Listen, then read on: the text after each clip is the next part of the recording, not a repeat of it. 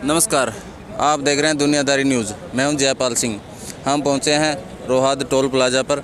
यहां पर सुबह से किसान डटे हुए हैं और कल जो टोल इन्होंने लागू कर दिया था उसको फ्री करवाने के लिए यहां किसान आए हुए हैं और एक तरफ से किसान बैठे हुए हैं, दूसरी तरफ जवान डटे हुए हैं। ये वो स्थिति आ गई है जब किसान को जवान को सरकार ने आमने सामने कर दिया है। तो यहाँ अभी तक का जो नज़ारा है बिल्कुल शांतिपूर्ण रहा है। ना ही किसानों की तरफ से कोई कार्रवाई हुई है गलत और ना ही मतलब प्रशासन की तरफ से कोई गलत कार्रवाई हुई है। आइए हम मिलाते हैं आपको कुछ किसानों से और मैं कैमरामैन को कहूँगा थोड़ा आगे आएँ। नमस्कार जी। नमस्कार जी सर। जो आज का प्रोग्राम था किस प्रकार रहा? हमारा आज का जो प्रोग्राम था, जैसे सरकार ने वादा करके भाई जब तक हमारा आंदोलन चल रहा है तब तक हम ये टोल बंद कर देंगे, आप इसमें ज़्यादा कोई कार्रवाई ना करो, तो हम पीछे थे जी। उनको देखते हुए सरकार ने अब ये कहते हैं फिर नोटिस निकाल दिया, निकाला या नहीं निकाला, झूठ बोलते हैं सच बोलते हैं नहीं पता। पर जब तक आंदोलन चलता है, जब तक हम दिल्ली के बॉर्डरों पे बैठे हैं तब तक ये टोल प्लाजे बंद रहेंगे। ये 40 मेंबरी कमेटी का आदेश था, उस आदेश से हम यहाँ आए थे। बाबा जी, एक तरफ तो सरकार कहती है कि हमने इतने रोड बनवाए, वो खुद का प्रचार कर लेती है। जब सरकार प्रचार कर लेती है फिर उसके ऊपर टैक्स क्यों लगाना? देखो, टैक्स तो सरकार की भूख टैक्स से निकलती नहीं। इन्होंने अपनी तनख्वाहें 4-4 गुना कर ली। आपकी निगाह में होगा जो इनकी सुविधाएं थी, टेलीफोन का बिल भी इनका अब ये देखो तो 50-50 हज़ार रुपया आ रहा है, जब 500 में चलता है जी। वो भी 3 महीनों के लिए। और 15 रख ले, 20 रख ले, 50 हज़ार के पता नहीं कितने चलते हैं। पर क्या करें, सरकार की मर्जी है, सरकार के हाथ में कलम है, सरकार के हाथ में जोर है। वो अपनों के लिए सब कुछ कर रही है, सभी सहूलतें ले रही है, मगर गरीब के लिए कुछ नहीं। गरीब तड़पता है सड़कों पे पड़ा भी, ना किसान के लिए कुछ है। ये सहूलतें सिर्फ और सिर्फ जिस रोड पे हम खड़े हैं जी, जिसका ये टोल टैक्स ले रहे हैं जी, खड्डे देखो कितने हैं इसमें। मैं कैमरा यहाँ से लेके थोड़ा दिखाएं एक बार, ये थोड़ा हट देखो, जाइए दिखाओ, बाबा जी, दिखाओ। दिखाया जाए। ये देखिए कितने डूंगे खड़े हैं, ये देखिए यहाँ पर कितने लंबे खड़े हैं। और ये मैं कहना चाहूँगा, ये उधर भी दिखाया, देखिए कितने लंबे खड़े हैं। दिखाइए ज़रा, दिखाइए, ये देखिए कितने लंबे खड़े हैं। और ये देखिए, हाँ जी, जूम करके दिखाइए। यहाँ पर देख लीजिए कितने बड़े बड़े खड़े हैं। और 4 महीने हो गए, 4 महीने हो गए यहाँ इन खड्डियों को देखते। ये 4 से उससे पहले छोटे थे, अब तो बड़े हो गए और भी बड़े होने लग रहे हैं। यहाँ कारें गिरती हैं, इनकी पलटती हैं, उनको उठा के आगे तोड़ देते हैं। नहीं तो फिर जब ये तो टोल पॉइंट है। मैं कैमरामैन को कहूँगा कि इधर दिखाया जाए कि टोल पॉइंट है ये, और इस साइड, अब कैमरा इस साइड ले आए आप। तो मैं ये पूछ रहा हूँ आपसे कि जब टोल के ऊपर ये हाल है तो बाकी रोड का क्या होगा? बाकी रोडों का बुरा हाल है। इन्होंने इस देश के साथ धोखा कर रखा है। पहले तो ये कापी बनाने लगे पैसे लेते हैं। जब इन्होंने हमारे से रोड टैक्स ले लिया, दोबारा टैक्स लेने का बनता नहीं। ये यहाँ तो जेब कतरे लगा दिए।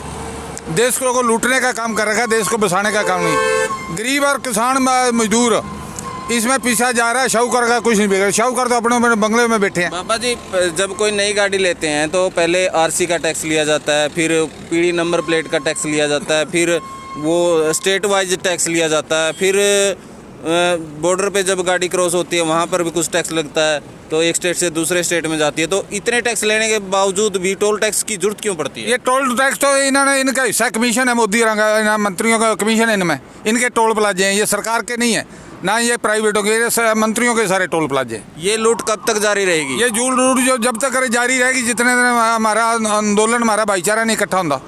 ये तो कोई भी पार्टी आए, कोई भी सरकार आए, जब भी आती है तो 6 महीने के अंदर अंदर अपना एक तो वो अपने भत्ते वगैरह, अपनी जो सैलरी है वो बढ़ा लेती है। लेकिन यहाँ जो आज आपके सामने खड़े हैं, आपके टकराव की स्थिति में किसान के सामने जवान को खड़ा कर दिया, उनकी 2004 से पेंशन काट दी गई है, उस बारे में क्या कहेंगे? ये पेंशन तो इनकी तो पेंशन बढ़ा दी। ये तो 5 साल बाद इनकी दुगनी हो जाती, चौगुनी हो जाती है। तो 350 लाख पेंशन लेने लग रहे हैं। गरीबों जो मुलाजिम उनकी बंद करने लग रहे हैं। जवानों की बात कर रहा हूँ। जवानों की भी ये पुलिस के जवानों को तो नहीं मिलती पेंशन के, इनकी तो बंद कर दी। इनकी फौज वाले जवानों की फौज वाले दे रखी, वो भी नकली दे रखी है, नहीं दे रखी, उनकी भी बंद कर दी जी। 2004 से फौज की भी पेंशन बंद कर दी। ये देश का तो बेड़ा गर्क करने लगे हैं। ये जो ट्रक है ना 20 लाख का, उसमें 20 लाख रुपये टैक्स है, 28% GST है, 22% टैक्स है, 20 लाख रुपये एक ट्रक में टैक्स है। जब हम उसकी किस्त देते हैं तो डीजल नहीं पहुँचता, डीजल पवाएंगे तो उसमें टैक्स नहीं, उसका किस्त नहीं दी जाती। फिर ये नाम लेके किसान को बदनाम क्यों किया जा रहा है कि किसान के ऊपर और एग्रीकल्चर के ऊपर टैक्स नहीं है? तो ये बहुत सी गाड़ियां भी किसानों की हैं और बहुत से ट्रैक्टर वगैरह डीजल लेते हैं, तो उन पर GST तो आप देते हैं ना। ये 90% गाड़ियाँ किसानों की हैं, ये ट्रैक्टर भी इनके हैं, ट्राली भी इनकी हैं, ये टैक्सी स्टैंड भी इनके, बस स्टैंड इनके, ये ट्राले भी इनके हैं, किसानों मजदूरों के हैं। डीजल पेट्रोल तो डीजल पेट्रोल ये हरियाणा राख को 35 रुपये लीटर दे रहे हैं, किसान के साथ धोखा हो रहा है जी। कार का जो GST है वो 6% है जी। कार का लोन है वो 4% की 0% तक भी है जी। ट्रैक्टर का लोन है जो कोई भी सरकारी बैंक ट्रैक्टर का लोन नहीं देता, प्राइवेट एजेंसियों से लेना पड़ता है, 18% पे ब्याज पे मिलता है और 18% उस पर GST है।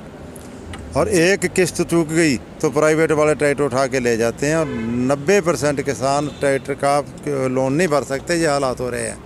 ये सरकार का जो है किसान को लूटने का। किसान एक रोज से नहीं बैठा दिल्ली के बॉर्डर पे, भाई किसान एक रोज से बैठा है। किसान के लिए हर किस्म का तकलीफ सरकार ने दे रखी है।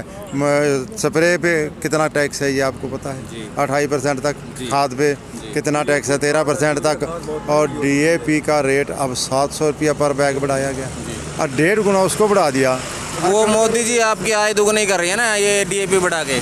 अगर ये हमारी आय मोदी जी ने दुगनी करने की नीयत होती तो 2015 में आते सर हमारी फसल का रेट 25% रह गया था। हमारा धान 4800 रुपये बिकता था, उस धान का रेट 1600 रुपये रह गया था। वहाँ मोदी कहाँ था तब? कहाँ हमारी इनकम बढ़ाने वाला कहाँ गया था? ये मोदी इनकम नहीं बढ़ाने वाला, मोदी हमें बेचने के लिए आया और ये बिकने नहीं देंगे। देश बेचने के लिए किसान को बेचने का जब हाथ डाला है तो किसान उठ खड़ा हुआ, सारे देश को बेचता रहा। कोई खड़ा हुआ नहीं। किसान और ज़मीन जुड़े हुए हैं।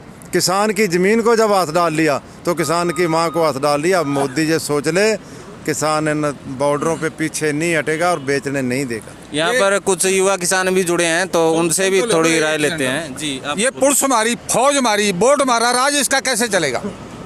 पुलिस भी हमारे बच्चे हैं, फौज में भी हमारे बच्चे हैं, अन्नदाता भी हमें हैं, अंग रक्षक भी हमें। हमारे साथ जुल्म हो रहा है, हमारे साथ तो धोखाधड़ी हो रही है ना। हमारे बच्चे हमारे से लड़ा लग रहे हैं। तो हम जी आपकी बात से इत्तेफाक रखते हैं, लेकिन युवा किसान की भी बात सुनना चाहेंगे। हाँ जी, राम राम जी। बताइए आज का जो प्रोग्राम रहा किस प्रकार रहा और क्या किस उद्देश्य से आपने ये किया? प्रोग्राम ये है जी, कल रात इन्हें चालू कर दिया कल इस टोल को। जो ये लूट है, टोल तो कहेंगे इसका लूट ही है जी, जो आम आदमी को लूटा जा रहा है।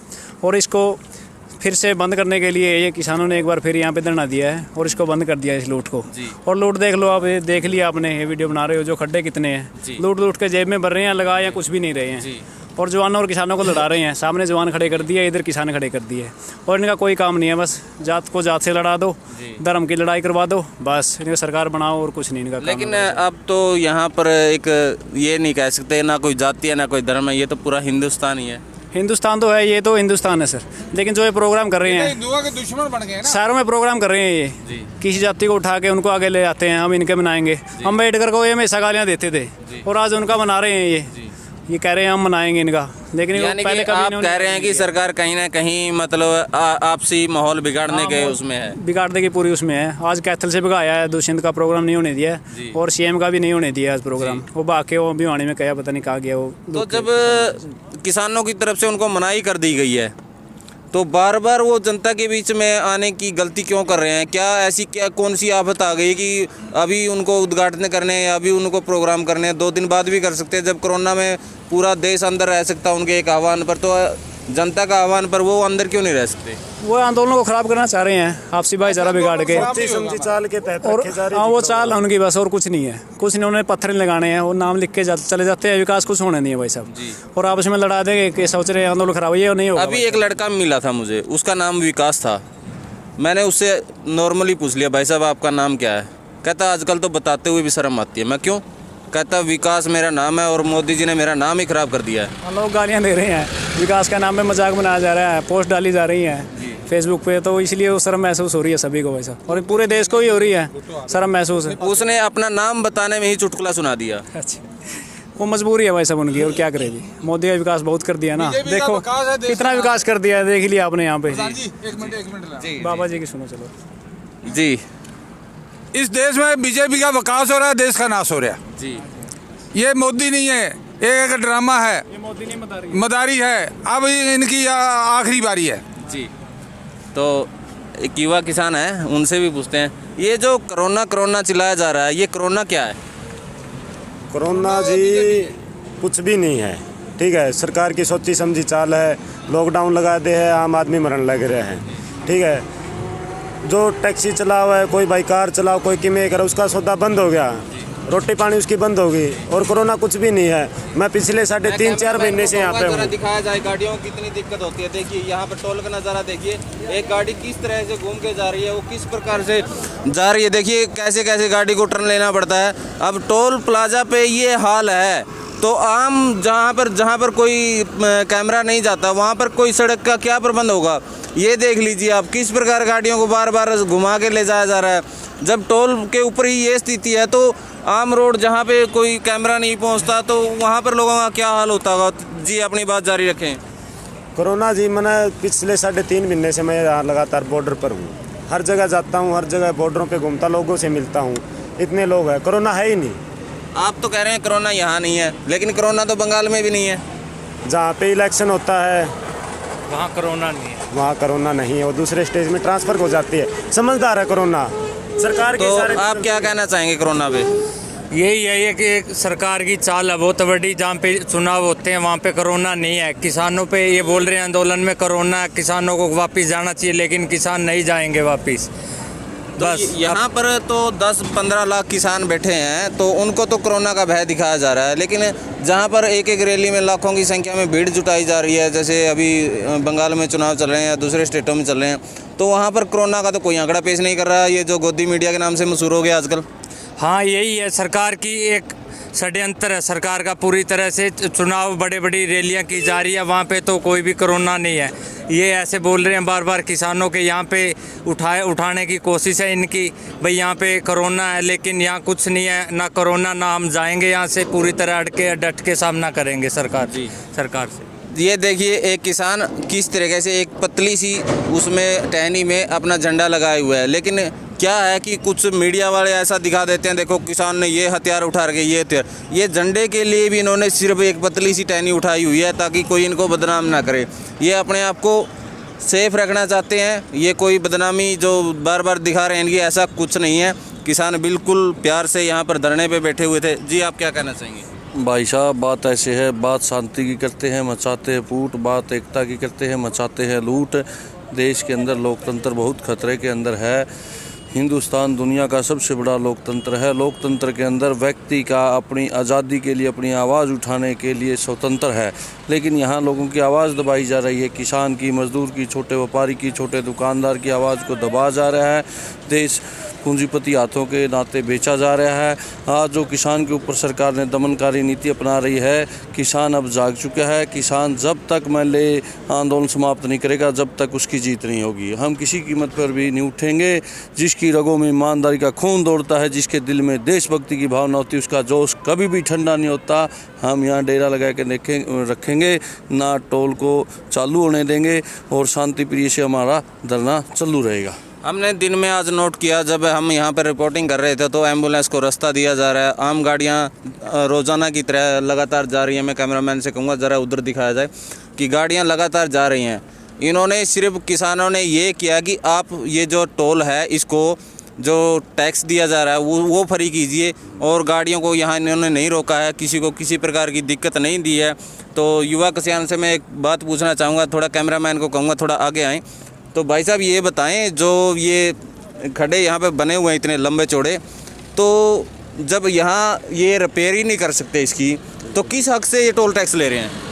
टोल टैक्स का तो वैसे ही हक नहीं है। जब हम कार लेते हैं, कोई गाड़ी लेते हैं, तो उस पर 8% टैक्स होता है जी। 1 लाख के करीब तो गाड़ी की आरसी बन गई, वो अपन RTO ऑफिस में पैसा दिया, वो रोड टैक्स का ही पैसा दिया है। आपके सभी टैक्स हम समझता हूँ, लेकिन ठीक है, किस अधिकार से ये वो बात कर रहे हैं? जब यहाँ पर ये स्थिति है तो किस अधिकार से टोल खोलने की बात करते हैं? टोल लेने का तो अधिकार है ही नहीं जी। टोल का मतलब क्या होता है, ये एक्सप्रेस वे कहलाता है। जी। आप इस पे देखिए डाइवर्जन लगा रखे हैं। जी। एक्सप्रेस वे पे डाइवर्जन का क्या काम है? अगर रोड बाई चांस खराब होता है, चलो टूट फूट हो जाती है, तो उसका एक टाइम लिमिट होती है, उसके अंदर उसको ठीक करना होता है। जो ये यहाँ का जो ठेकेदार है उसके लिए नियम नहीं है क्या?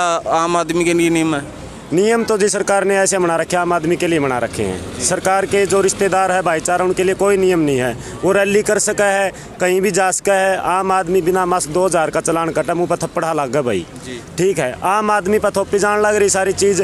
जो उनके रिश्तेदार है, जो भाईचारा है, इनका जो पैसा कमाने लग रहा है, उद्योगपति है, उनको सब छूट है। उनके लिए ना कोई कोरोना है, ना कुछ और, ना कोई कुछ भी नहीं है। सिर्फ आम जनता के ऊपर बोझ बना रही सरकार। जी धन्यवाद। और एक बात और कहना चाहूँगा भाई साहब, जी। मीडिया एक मीडिया एक देश का एक स्तंभ अपना। जी। जितने भी मेरे पत्रकार भाई है और जो मेरे गांव में न्यूज़ चैनल देखे हैं गोदी मीडिया के, वे ना देखो जो ग्राउंड पे है भाई, उसकी देखो जो ग्राउंड में है वो असली न्यूज़ दिखाऊगा, और जो ग्राउंड में बैठे हैं असली उसने बेरा है। क्योंकि गोदी मीडिया दिखाए, बहुत बार दिखाया आंदोलन फैलकन खातर, आंदोलन पाट गया, यो तो सिखा का, यो तो जाटा का, यो वो करया वो करया। तो मीडिया तो हाथ जोड़ के रिक्वेस्ट है, वैसी अफवाहें ना फैलाए। मीडिया का काम क्या होता है? देश की सच दिखाना। सच क्या है? सच नहीं दिखाते। तो आज की जो यहाँ पर ये चीज़ें कभी आपने टीवी में देखी हैं? कभी नहीं देखी, कभी नहीं देखी। और मैं जितने भी भाई सबको कहूँगा, देखो चाहे न्यूज़ में, यहाँ पे रियल में आके देखो, तब और भी पता लगेगा। कार लेके आओ, जब आपकी कार के शॉकर बजेगा ना, स्प्रिंग टूटेंगे, तब आपको पता लगेगा। जी धन्यवाद। तो यहाँ पर कहीं ना कहीं किसान ये एक जो सच्चाई का सामना कर रहे हैं, ये जो यहाँ पर टूटा हुआ है, तो देखिए ये गाड़ी देखिए किस तरीके से वो साइड से बचाते हुए कैसे कैसे ये घुमा के निकाल रहा है गाड़ी को। ये देखिए ये ऐसे जैसे सरप चलता है ना, वो लपेटे खाता वो चल रही है गाड़ी। तो हम यहाँ पे कुछ अपना वो कहना चाहते हैं कि जो निशाने उन पर सदे थे वो उन पर सदे रह गए, जो निशाने हम पर सदे थे हम पर सदे रह गए। अंधभक्ति की एक ऐसी लहर चली कि जो मंत्री जी बन गए और ये बेचारे वोटर थे ये ठगे ही रह गए। आज इन्होंने अपना वोट देकर भी ये सरकार के लिए बिल्कुल उसमें आ गए हैं, स्थिति में आ गए हैं कि सरकार से संघर्ष की स्थिति में इनको आंदोलन लंबा चलाना पड़ रहा है। लेकिन सरकार कहीं ना कहीं इनकी कोई बात सुनने को तैयार ही नहीं है और ये बिल्कुल शांतिपूर्ण और यहाँ पर बहुत ही मुश्किल हालातों में संघर्ष कर रहे हैं। तो अगर आपको यह रिपोर्टिंग पसंद आई तो हमारे चैनल को और हमारी वीडियो को शेयर कीजिए, लाइक कीजिए, हमारे चैनल को सब्सक्राइब कीजिए। मैं धन्यवाद करूँगा भाई का जिन्होंने मेरा सहयोग किया, मेरे सहयोगी का। जी आपका शुभ नाम? गुरलाल पंगू जी गुरलाल पंगू जी का मैं सहयोग करने पर धन्यवाद करूंगा। उन्होंने मेरा सहयोग किया। आज मेरा साथी मेरे साथ नहीं था, उनकी तबीयत थोड़ी ख़राब है। तो धन्यवाद भाई साहब।